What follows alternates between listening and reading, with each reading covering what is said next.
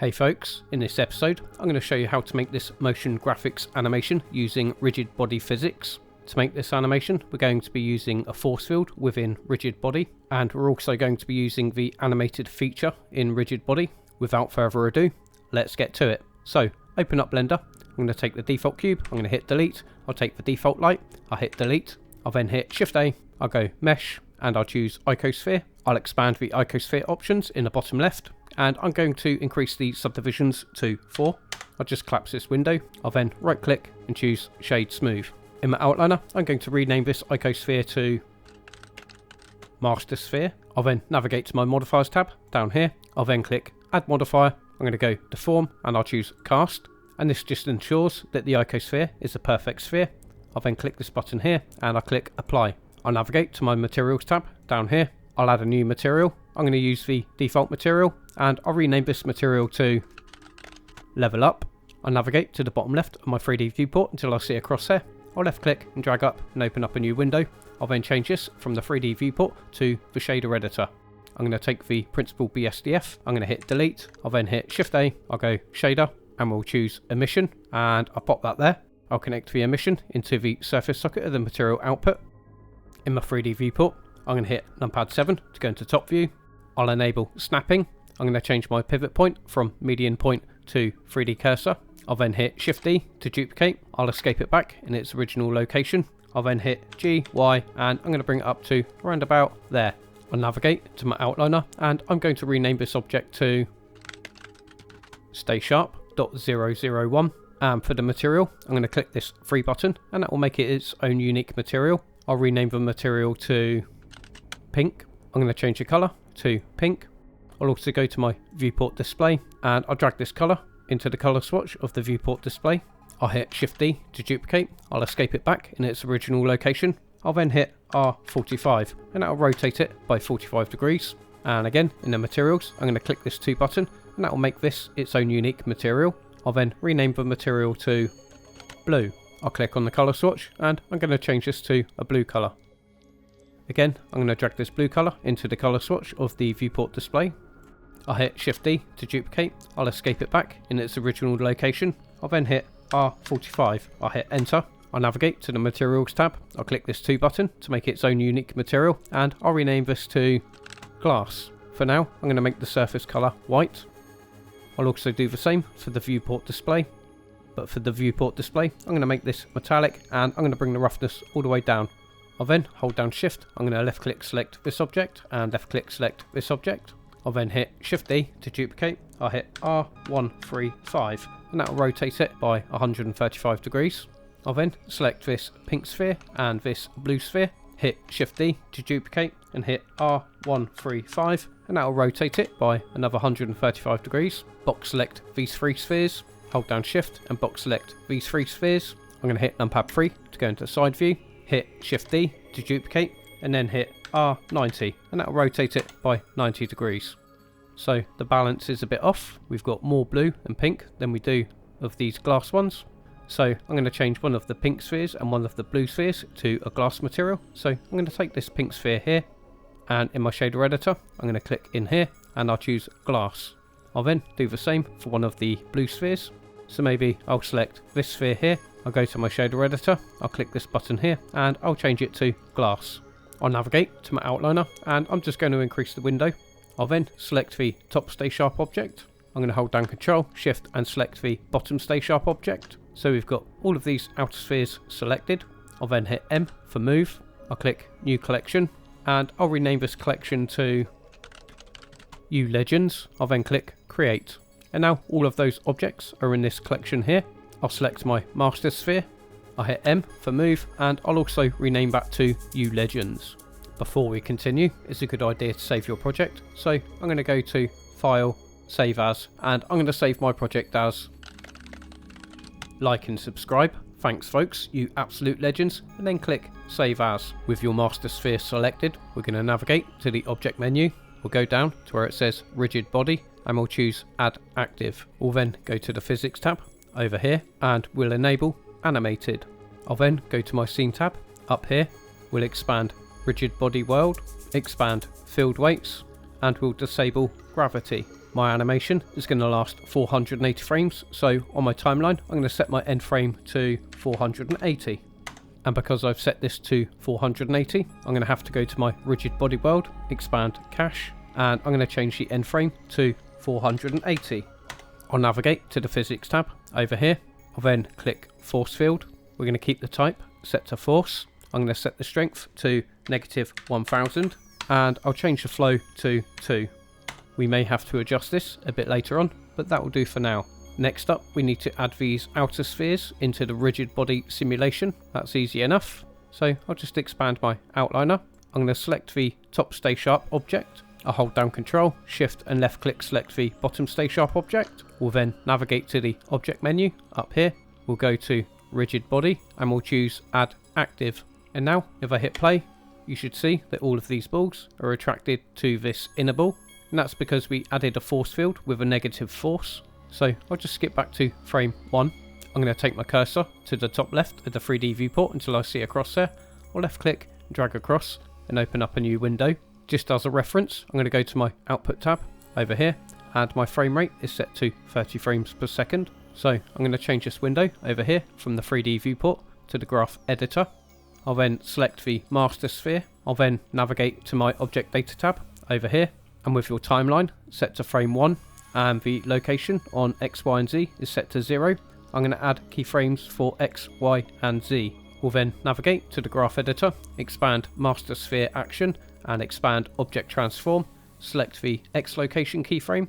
We then go to modifiers, we'll go add modifier and we'll choose noise. I'll set the scale to 30 and I'll set the strength to 25. I'll then expand restrict frame range. I'll enable restrict frame range. So we start on frame 1, we end on frame 480. I want to blend in over 30 frames and blend out over 30 frames. I'll then click this button up here and that will copy the modifier. I'll then select the Y location keyframe. I'll then click this button to paste the modifier. I don't want the same noise pattern, so I'm going to change the offset to 500. I'll then select the Z location keyframe. I'm going to click this button here to paste the modifier. I'll change the offset to 1000. To preview the animation, I'm going to skip back to frame 1. I'm going to hit play. Okay, I'm not entirely happy with the movement, so I'm going to skip back to frame 1. And on my noise modifiers, I'm going to reduce the strength to 20 with my cursor over that value. I'm going to hit Ctrl C to copy. I'll then go to the Y location keyframe. I'll then hit Ctrl V to paste, and I'll do the same for the X location. I'll skip back to frame 1. I'll hit play.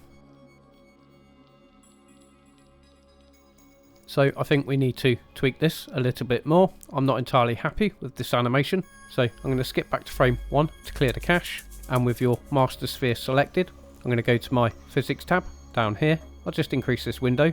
I'll then increase the strength to -1500. I'll skip back to frame 1 to clear the cache. I'll then hit play just to preview the animation.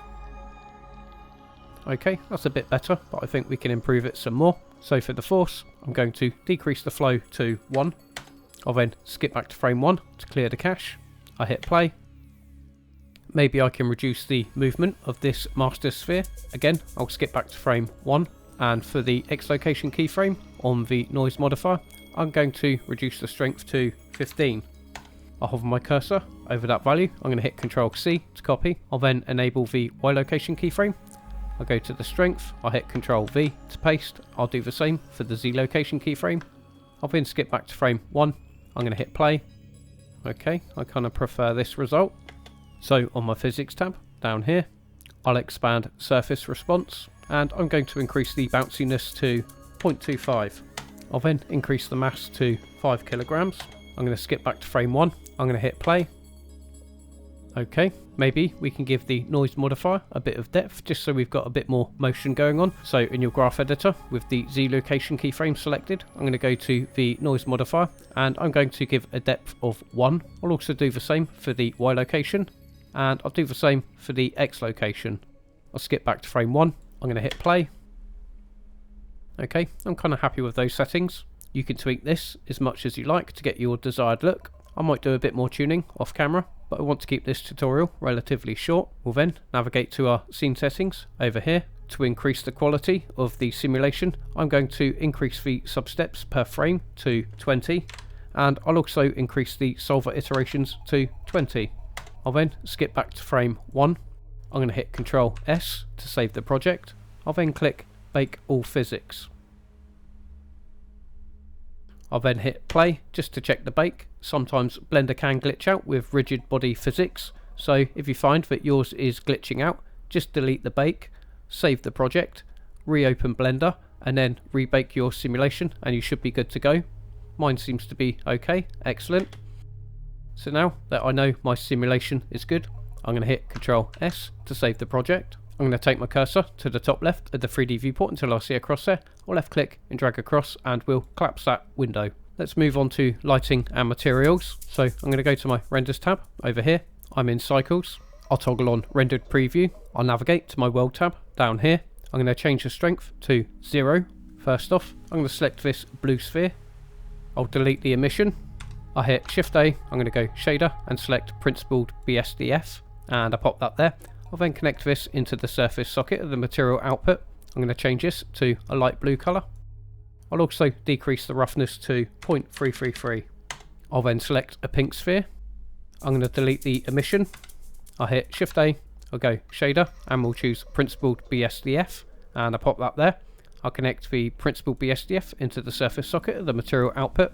I'm going to change this to pink, and I'll decrease the roughness to 0.333. I'll select one of the glass spheres. I'm going to delete the emission. I'll hit Shift A. We'll go shader and I'll choose glass. I'll pop that there. I'm going to connect the glass socket into the surface socket of the material output. I'll then hit Shift A. We'll go shader and we'll choose mix shader, and I'll pop that in between there. I'll then hit Shift A.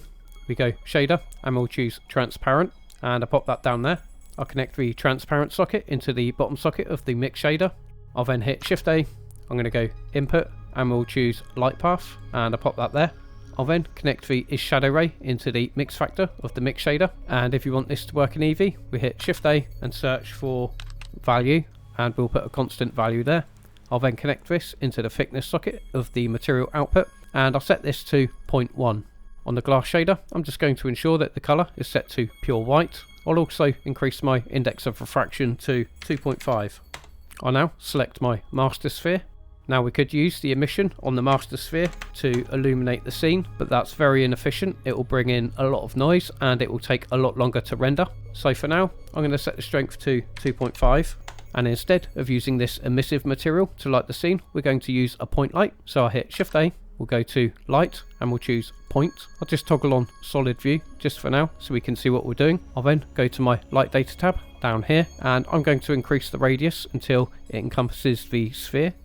So for me, I'm just going to set this to 1 meter. Now, if I was to go into rendered view and I'll turn my strength up on my point light to, let's say, 1000, you're going to see it's not going to have much effect on the scene, and that's because the master sphere is casting a shadow on the light. So we need to select our master sphere. We then need to go to our object data tab over here, and then under visibility, we need to disable shadows. And now that object no longer gets in the way of the light rays. If your color space is a bit different from mine, that's because I've got my color transform set to ACES 2.0. To do that, we'll go to our render tab over here, scroll down all the way to the bottom until you see color management. Set your view transform to ACES 2.0 and also increase your gamma to 1.5, and that should improve your dynamic range and improve your color space. I'll go to my outliner. I'm going to select my point light. I'll then go to my light data tab down here. On my emission, on the node for the light, I'm going to set this to 1, but then I'll navigate over to my light data tab over here and change the power to 1000. Ideally, you want to control your lights using this power option here because it's more accurate than the node. Now we need to parent our point light to this master sphere object because we want the light to follow the sphere. So select your point light in your outliner, hold down shift and left click select your master sphere. We'll then hit Ctrl P and we'll choose set parent to object keep transform. So now when your master sphere moves, your point light will move with it. Excellent. I'll skip back to frame 1 with the master sphere selected. I'm going to hit numpad 1 to go into front view. I'll then hit numpad period and that will zoom in to the selected object. I'll then hit Control Alt numpad 0 and that will align the camera to the 3D view. I'm going to select my camera. I think I'm going to change the focal length to 70mm And maybe I'll go to my object data tab over here, and I'm going to bring it back on the y-axis to, let's say, -30 meters. I'll ensure that my Z location transform is set to 0. Now, if you want this to work in Eevee, I'm going to go to my render tab over here. I'm going to change it from cycles to Eevee, enable ray tracing, expand these options. I'm going to change the resolution to 1/1 for a higher resolution, expand screen tracing, and turn your precision all the way up. The next step you'd have to do is select one of your glass objects. You then go to your materials tab over here, scroll down until you see settings, and then enable ray traced transmission. And as you can see, the glass is now working. For me, I'm going to render this out in cycles, so I'm going to go to my renders tab. I'm going to change my render engine from Eevee to cycles. I'll then go to my output tab over here. We'll then click this folder icon, choose a file location where you want to save your image sequence, and then click accept. I'm going to go with a file format of PNG set to RGB at 8-bit. That should be absolutely fine. I think an animation like this would be suitable for vertical format. So I'm going to change the resolution from landscape to portrait. So I'm going to go with 1080 by 1920. Go to my render tab over here. I'll go to light paths. I'm just going to ensure that I've disabled reflective and refractive caustics.